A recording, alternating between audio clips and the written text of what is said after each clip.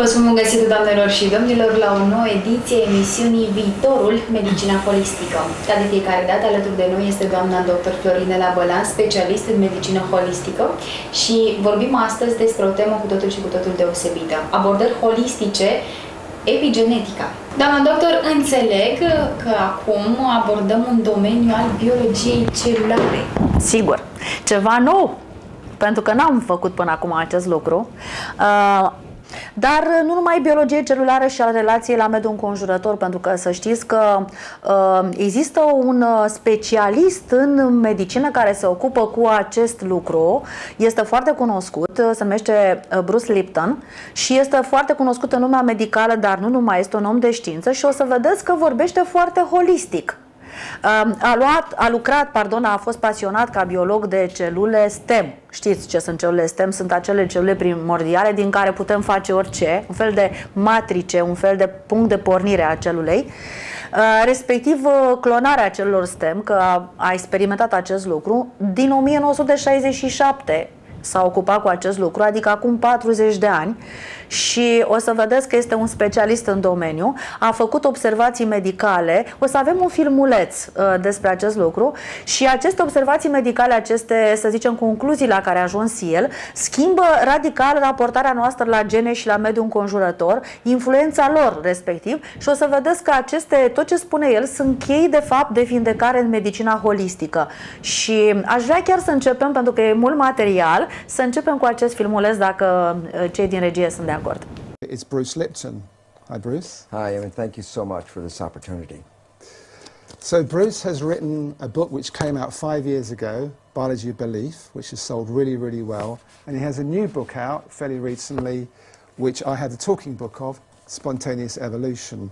And we're going to talk to Bruce a little bit about his history and how he got to be a biologist and how he had certain realizations about how the body works and how, in fact, life works. And also we're going to talk about the contents of both books. So you eventually became a biologist. What did you actually learn then?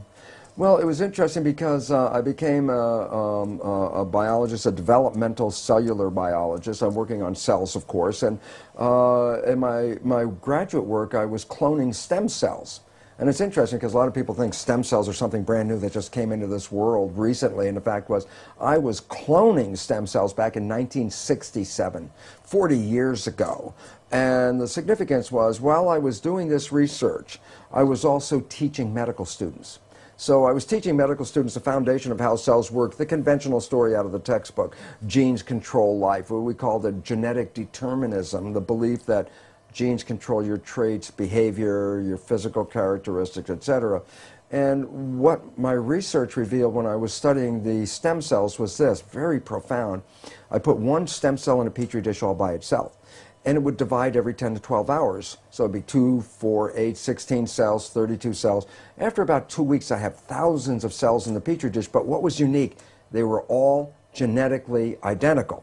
But then I did the experiment. The experiment was to take some cells out of the dish and put them into a separate dish with a different environment. Okay. And so the environment is a culture medium, but the culture medium to cells is like the world that we live in. It's got the air, the water, the food, all the things in it. So I take the cells out of my stem cell dish, put them in a separate dish with a different environment, and the cells form muscle. But then I went back to the same dish with genetically identical cells in it and took some cells out and put them in a different environment, and they form bone. And then I went back to the same dish with genetically identical cells and put them in a third petri dish with a different environment, and they formed fat cells. And there I was confronted with this reality. All the cells are genetically identical, but they had different fate: fat, muscle, bone. And I said, simple question, what controls the fate of cells? And the answer is the environment. It was the only thing that was different because they were all genetically identical. So I started to really say, oh my goodness, here I am teaching genes control life to the medical students, and yet the cells were revealing to me that, hey, they all had the same genes, but it was the environment that I put them in, and so the environment controlled their life. And a very simple experiment that is very profound for us today is, if I took my dish with plastic petri dish with cells in it and moved it from a healthy environment to a less than healthy environment, the cells get sick. And if I were a doctor of cells, you might say, well, what kind of drugs would you give these cells? And it turns out, no, you don't give the cells any drugs. You just take the dish from the bad environment, put it back into a good environment, and the cells will innately, naturally come back to health again. So how did this realization impact you at the time? Because you were teaching something completely different. Yes. You did this experiment and you realized what you were teaching wasn't the full truth. Oh, absolutely. And then I had a problem with my colleagues because, first of all, they doubted my work, and then I brought them into the experiments, and I had them observe them, watch them, and they all said, wow, yeah, the environment controls the cells, but they wanted to marginalize it, so they would say, oh, that's an exception or an anomaly because we're teaching genetic control. It didn't fit the story. The net result, what it led me to do was I had tenure. I had tenure at the university. I walked out of the university and said, look, I can't keep my integrity and at the same time teach something I know was patently wrong. So I walked out because I saw that teaching the belief that genes control life was very, very incorrect. And it's very interesting because I did that in 1970. Now that's like 30, 40 years ago. And guess what? The new science that is just coming into the forefront of our world today is something called epigenetic control. What I was teaching was genetic control, control by genes. The new science, which is now coming around, is called epigenetic control. And what that means, you understand the prefix epi means above. So you say epidermis, that means the layer above the dermis, skin.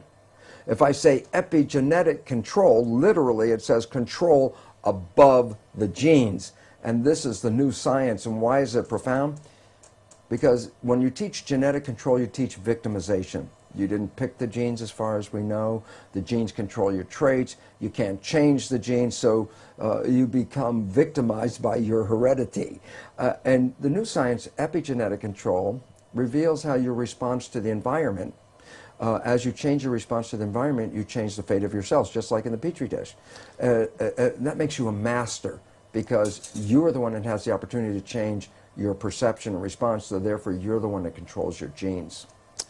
But it took you some time, didn't it, to actually incorporate that in your life? Because I know in the Biology of Belief, your book, you talk about you went through a very unhappy period. Yes. Your father was dying of cancer. You had a very messy divorce from your first wife, and you weren't happy. And you thought at that point that actually your genes did influence, and you had unhappy genes, and it took you some time to actually realize that in your life you could change things. Yeah, it was very interesting because, again, I was still coming from the programs of my own deep beliefs, which I got from childhood on, about genetic control. And yet, it was funny because I was at that point also going out and beginning to talk to people about this new science, about if you understand what I'm talking about, you can create this fabulous life. And it was fun because in the beginning I would try to get people together and I'd tell them, you can create this fabulous life, and they'd sit at me and look and go, you know, Lipton, for a guy who says you can create a life with this stuff, your life doesn't look that good. And essentially I almost said, unfortunately I didn't say the words, but I essentially said, well, do as I say, not as I do. And that was the opening point that said, oh my God, I can't just talk about the academics of the new science. To make it work, you actually have to apply the principles of the new science.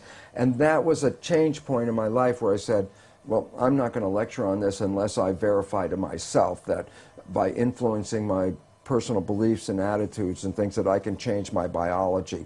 And it was wonderful because it only took just a short time to realize how I manifest profound changes in my life by taking in the understanding that how I see the world, my perceptions, control not just my internal biology and my genetics and behavior, but it controls how I create in the world around me. So I went from a world of almost self-destruction into this world of more mastery. And the most exciting thing is I found since that time that I absolutely live in heaven because I've created a life. But let's look at practically how you did that, just so people pick up a few clues. Okay. Well, the first thing is this.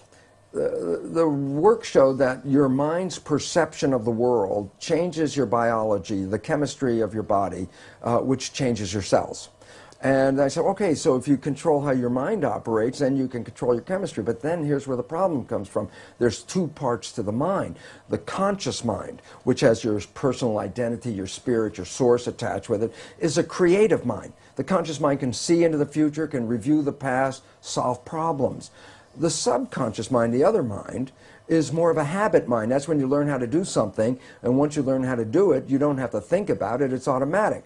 Well, most of us walk around in the world thinking that we're running our lives with our creative mind. And I'd say, Emmett, what do you want out of your life? And you would say, oh, I want to be healthy, I want to have great relationships. And then you try to say, I'm running my life with these beliefs. But science has now revealed that we only run our lives with our conscious mind at most about 5% of the time. So we're running on these subconscious programs. 95% of the time. Okay. And then the issue is, well, where'd you get the fundamental programs that you operate from? And here's the thing I learned is that it's in the first 6 years of our lives that the brain is in a functional state, an EEG state, the electrical activity, that is not even in consciousness. A child doesn't even reach conscious brain function until about 6. So the first 6 years of your life, your brain function is lower frequency. It's called theta, which is like a hypnagogic trance, a hypnosis. So the first 6 years of your life, you're like a television camera, recording everything around you, everything you observe, just going in from your observations into your programming. So we acquire beliefs and attitudes and behaviors, not from ourselves, but from our parents and our family and our community. These become the fundamental beliefs. A very interesting point. The Jesuits were very proud. They would say, give me a child until it's 6 or 7 and it will belong to the church for the rest of its life. What they were saying was what they knew, which science is now finding out. The first 6 years are programming. Yes. And whatever program you get, that will be the rest of your life. So that's why they said, just give me the first 6 years. And it turns out they were precise. The first 6 years is download a program, and that's when you get your behaviors from those around you. So you were able, by realizing this, to then look at how you were living your life on a practical level and say, I am not going to be governed by these pre-programs.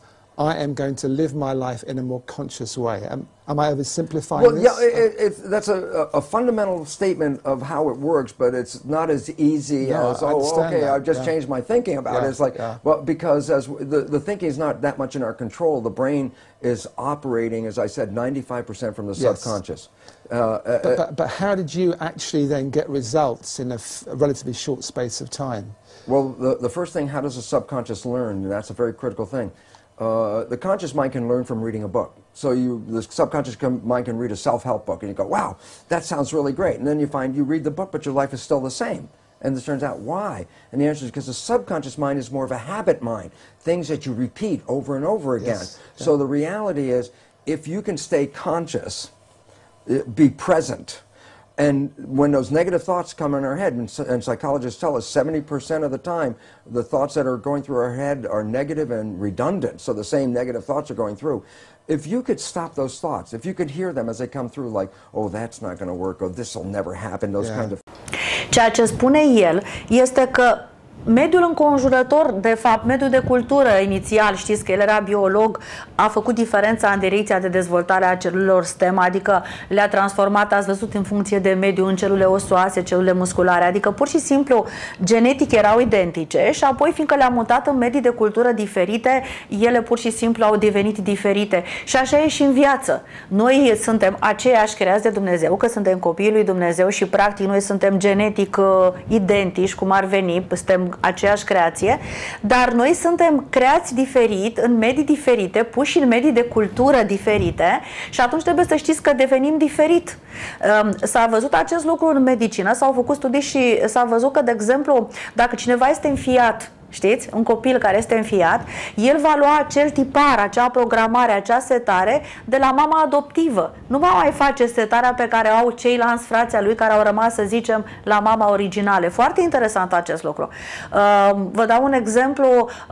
Cei care fac cancer, de exemplu, de stomac, s-a constatat că dacă copilul nu trăiește, de obicei în India, numărul este foarte mare de cancere de stomac, îi mănâncă condimentat foarte mult. Dacă un copil indian este dus în America, crescut de părinți americani, el nu va avea aceeași rată mare de incidență să facă cancer de stomac, va avea eventual o rată mare de obezitate, că în America sunt foarte mulți obezi. Îl va învăța greșit a doua mama lui, care îi va da să mănânce probabil nu foarte bine și atunci riscul foarte mare, hamburgeri și tot felul de lucruri, și atunci riscul va fi de obezitate, nu va mai fi riscul de cancer de stomac. Deci, cu alte cuvinte, mediul are o influență mai mare însăși decât genetica. Acest lucru și această concluzie schimbă radical, de fapt, ar trebui să schimbe radical modul de abordare, de fapt, în boli și modul de abordare în medicină. Este, de fapt, un lucru revoluționar în medicină. Și a mai făcut ceva încă Bruce Lipton, a fost foarte integru. El, față de noi, care noi nu facem asta, sunt foarte mulți medici în România care nu au acest nivel de integritate pe care l-a făcut el. Adică stau acolo și tratează încă cu produse artificiale, știți, chimice, în boli care nu le pot rezolva și știu că nu le pot rezolva și n-au acel nivel de integritate ca să zică stop, hai să vedem ce nu e în regulă și n-are rost să dau același lucru și să n-am rezultate. Deci nu mă pot minți în continuare. Hai să vedem cum pot să fac să ajut pur și simplu ființa umană, pacientul. Și apoi schimbarea mediului asigură vindecarea. La un moment dat spune așa, că nu trebuie alt tratament decât să luăm pacientul dintr-un mediu, să-l punem în alt mediu. Ce ar presupune să-l punem în alt mediu? Ca el să se reseteze, ca el să nu mai meargă după aceleași principii, după același, știți? Dacă, exact cu asta, când duceam copilul să-l înfiem, da? Când era înfiat copilul, nu mai era în mediul acesta, schimbai mediul, făcea alte boli. Aici făcea anumite boli, aici făcea alte boli. Foarte interesant. Creierul funcționează 95% controlat de subconștient. Da, așa spuneam. Exact. Cum putem învăța subconștientul dacă am putea opri acele gânduri negative ce ne trec cu minte mai mult decât gândurile pozitive? Și dacă nu greșesc eu, chiar pe finalul filmulețului s-a vorbit despre asta.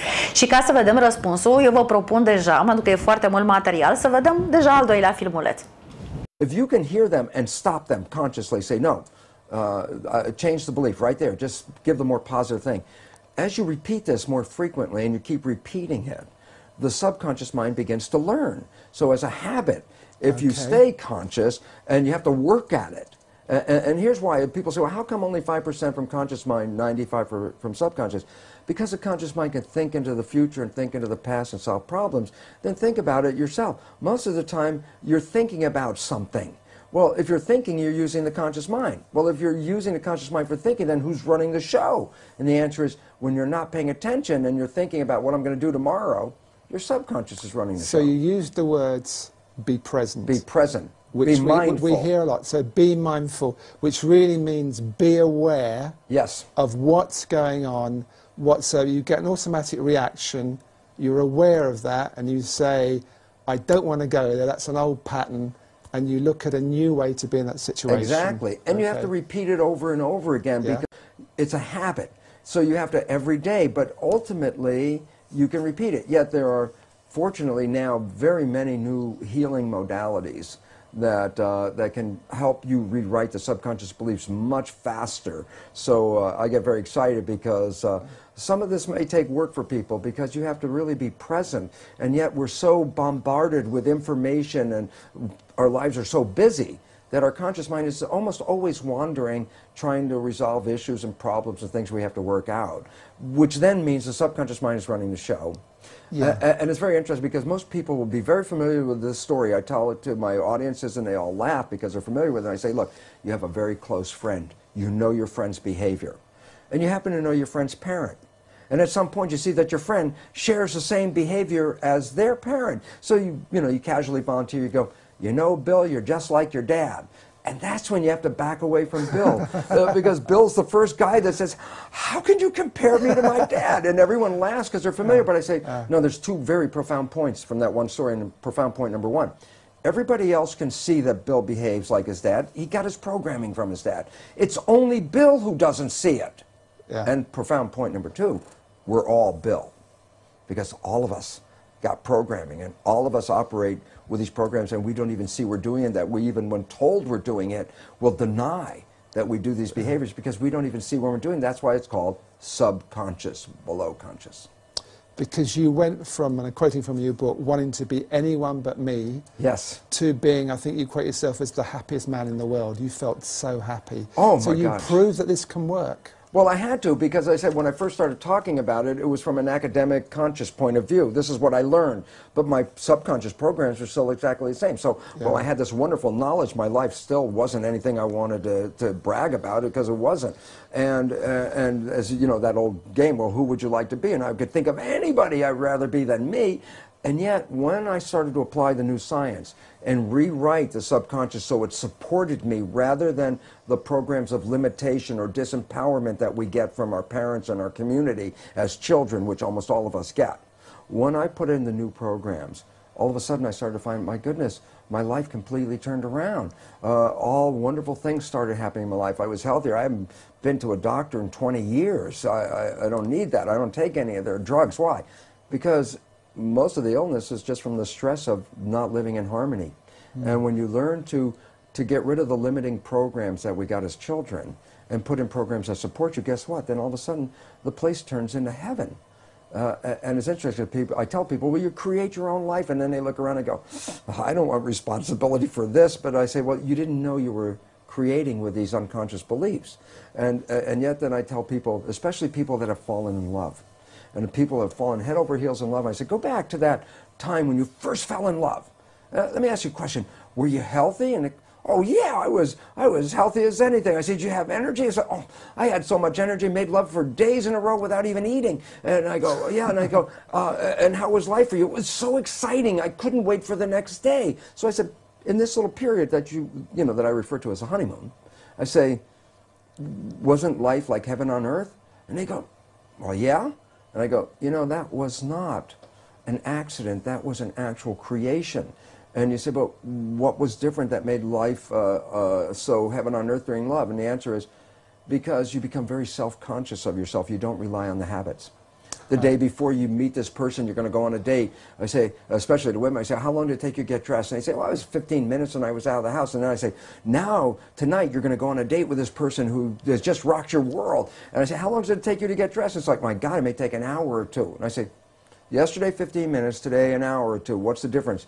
Yesterday I got dressed by habit, because I get dressed every day. Yeah. But tonight, I am looking in the mirror, meaning I am self-conscious. I am making sure that I represent myself to be the best individual I can be. And when both parties are not relying on the habit, and both of them are saying, I'm creating the best I can be, they're living in the moment of the now, they're being very mindful, they're being very present, and guess what? Heaven on earth is created. But unfortunately, life gets busy. It's hard to stay present. And they're meeting as well. They're truly meeting. Oh, yeah, yeah. Which is also very rare, unfortunately. Well, and why is that important? Because it did demonstrate that you did create this period, and it's available to you all the time if you knew how not to get stuck in the old habits. Well, one of the things that I really found fascinating in your book is the fact we all have approximately 50 trillion cells in our body, and these cells are all self-sufficient. They have their own memory, they have their own immune system, and in fact you also go on to say that for 2.75 billion years there was only one-celled organisms alive on the planet. Yeah, and the nature is, as the single cell evolved to be the most intelligent it could be, it ran into a physical limitation because intelligence is physically tied up with the membrane or skin of the cell. You can only have so much membrane. So evolution apparently stopped. It was like 2.5 billion years, just a single-cell organism. Then it said, well, how can you have more evolution? The answer is cells decided to come together in community, because when cells come into community, they share awareness. So there's more awareness with 10 cells than there is with one cell. And there's more awareness with 1 million or 1 billion or 1 trillion. So when you look at a human being, while we see ourselves as single entities, the truth is we are made out of 50 trillion amoeba-like cells. And so our body is this giant community. And what makes it very exciting, as you mentioned, is, well, in my own work with cloning cells, I can take a cell out of your body and it could live outside of you. Why? It has its own intelligence. It has essentially every function in your body is present in a cell. So my 7-year-old vision manifests to be true when I got older, to realize cells are miniature people. And then you say, well, what about happens in the human body? And I go, this is where the issue comes in, is because you have 50 trillion cells living in community, but your mind is the government. When a government works in harmony with the people, then the people thrive and the community is in good health and grows. But when a government is not really supportive or not working in harmony with a community, then the government could cause the nature of that community to fall apart, or even lead to the end of the community. Well, that's what we're finding out. Our mind is the government.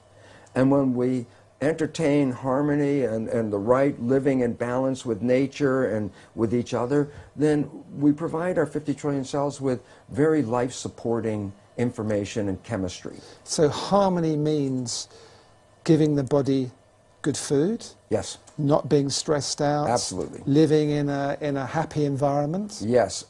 Basically, it says, it's as I said, when I had my petri dish of cells, if I put it from a healthy environment to a bad environment, the cells got sick. But you didn't have to give them drugs. All you did is take the dish from the bad environment and put it in a good environment. And the joke, which I like to tell people, is, well, this happens in a plastic petri dish, but guess what? We are skin-covered petri dishes. Underneath our skin is 50 trillion cells living in a dish, and the culture medium is the blood.